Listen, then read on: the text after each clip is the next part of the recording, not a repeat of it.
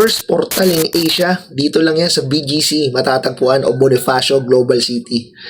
Grabe, mga ka-Triple R TV, nagtitrending na to. Nakikita niyo yung video na yan at credit sa video na to.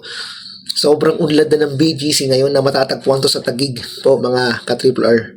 Grabe, no? Yung portal na to sa mga movie na nakikita natin, ang ibig sabihin ng portal kasi sa nami-misinterpret to, yung para sa movie, mapupunta kayo sa ibang mundo, di ba?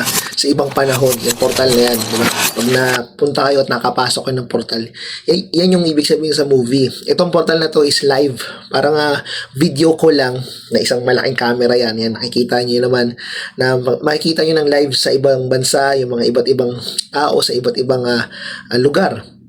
Yan, kagaya ng mga bansang Lithuania at saka Poland, yung pinapakita rito. Yan. So, tayo yung first in Asia na may portal na. Grabe, no? Napaka-successful na ng city na to, itong Taguig, no? Isa sa mga parang high class o high-end na city dito sa Pilipinas. Parang actually, mga mayayaman puro ang nakatira dyan sa BGC na yan. Grabe. Sobra. Kasi ito na yung may pinaka magandang site sa lahat.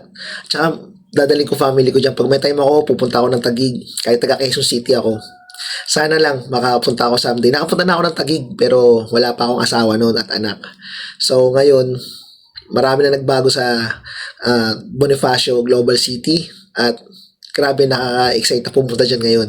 Kahit maraming kinakaharap na issue ang Pilipinas, di ba, sa mga nangyayari sa mundo natin, is nakakatuwa, meron tayong ganyan, no, na makikita, na parang nakaka-proud, no, meron tayong first portal in Asia kasi sa iba't ibang mundo, binigyan na yan, so tayo sa Asia ang una.